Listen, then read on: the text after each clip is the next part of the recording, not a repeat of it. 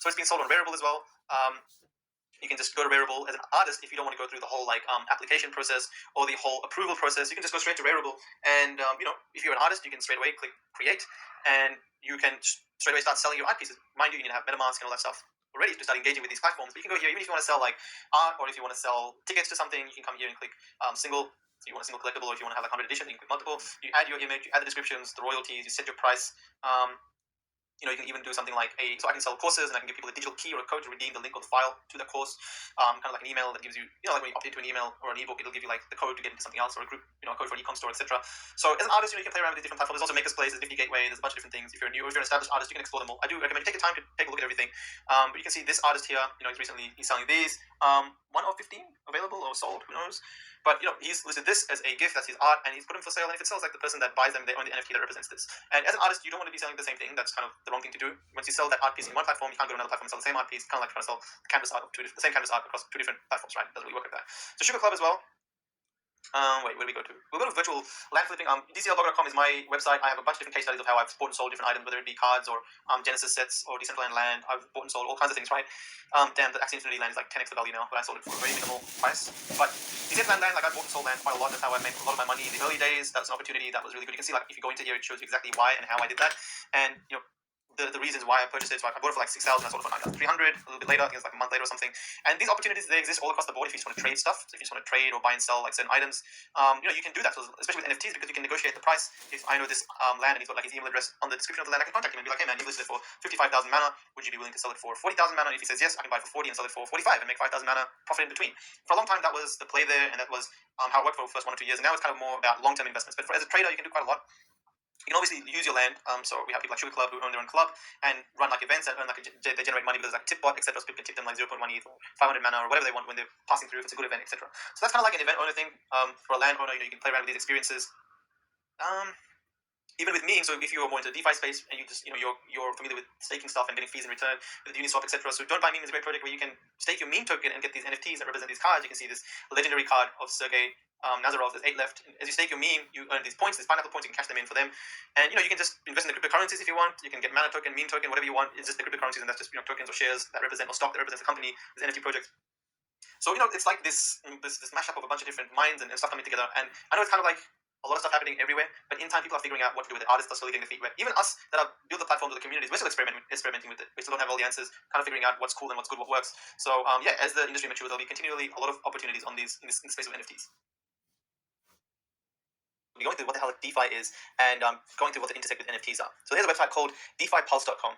And DeFi Pulse basically shows you that there is approximately $10.3 billion, probably more by now, that is locked up in DeFi protocols. What DeFi is basically decentralized finance. So it's a way for financial institutions and banks and all those things that run with people, centralized bodies that run them.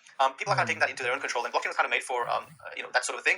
So we're seeing projects where you can swap your tokens directly with peer-to-peer, meaning that people can provide that liquidity to you to the protocol like Uniswap. And I don't have to go to a cryptocurrency exchange like Coinbase, or I don't have to go to CoinSpot to switch my token from say Ethereum to USD or USD to Mana, etc. I can just go straight to DeFi. I can go straight to Uniswap and do that transaction, that trade, without having a KYC or being approved or anyone checking my credit rating, right? Because that whole thing is kind of owned and run by the people. There's people that provide the money that you trade with, etc., etc. So we go to Uniswap right here, and I'll show you how it works. It's pretty cool. Really, really popular because not everyone wants to sign up to Coinbase and go through that whole approval process. But if you have money in your MetaMask wallet, you can just say, all right, well, I'm going to put 2 Ethereum and I'm going to trade it for, let's see, what do you trade it for? Maybe Mana. All right. I want to trade it for Mana, and I'm going to get 9,600 Mana for doing so. I click swap. And then the MetaMask transaction thing opens for me, and I click confirm and bang. I've just traded 2 Ethereum for 9,600 mana. I don't have to go to CoinSpot. I don't have to go to Coinbase. I don't have to go to any of those projects. Yes, maybe if I want to cash my money out to Aussie dollars, I have to go there. But in this case, if I just want to keep my money into crypto, I don't have to do none of that. I can just keep, and a lot of these currencies and NFT projects, they deal with Ethereum, Mana, so many other tokens that I use, like meme coin is used, whale token is used to buy some whale NFTs, and a lot of that stuff you can just get those currencies from Uniswap. You can just swap them straight to this using MetaMask. So there's a big benefit for people to pool their money or stake their money here that actually provide that exchange liquidity for you, because they get paid 3% fees that gets distributed to the pool contributors. So if I have like say $10,000 in Mana and Ethereum, instead of just keeping it in Coinbase or CoinSpot, I can put it into Uniswap, and people that make those exchanges, I get a percentage of those fees. That's why a lot of people that pool their money in here, and it's become very, very popular, because on one side you got people who are pooling their money and getting 3% share of the fees. So every day they're getting like, I don't know, some of them making $10, $50, thousands of dollars, depending on how much you're actually pooling and how much liquidity you're providing. And on the other side, you've got people who can swap currency real quick and easy without having this whole Coinbase thing. So there's a ton of different protocols here, and Uniswap is one of them. And in the last year or so, we've seen like a pretty massive spike over, let's say, July. And I kind of think that this spike is, we've also seen NFTs boom in similar time. And it looks like them, people that engage in DeFi protocols need to have a MetaMask, and that's also what you need to get NFTs and the NFT market and stuff. Because people didn't know how to use MetaMask. Now so many people know how to do it using DeFi, and I think that's been one of the catalysts that we're hearing about NFTs now, because so many people in the DeFi space can jump on it, because they understand that whole transaction language. Instead of keeping their money in Coinbase or all these things, they have it in the MetaMask wallet where they can just use that Ethereum to buy whatever they want straight away. So that happened because of DeFi now, because NFTs are like staring a lot of people in the face, like, yo, art piece is selling for 100K, whatever. People know how to do that. So you can see May, June, July, somewhere there it picked up. And for a long time, the protocol still existed, but Uniswap really started to take things to the next level.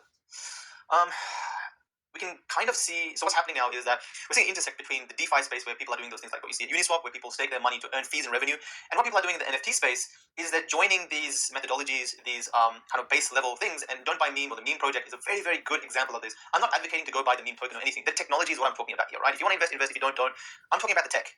And what we're seeing an emergence of. So the Don't Buy Meme Project, you stake your meme token, meaning you lock it up for every day, and you get like what's called pineapple points or pineapples, and you can get max 5 points a day depending on how much meme you stake, and you can cash those tokens in. So you can see what 0 pineapples earn. But if I stake my meme, I can get these cards. You can see 10 minted sold out. So people have already cashed these in. Those are legendaries.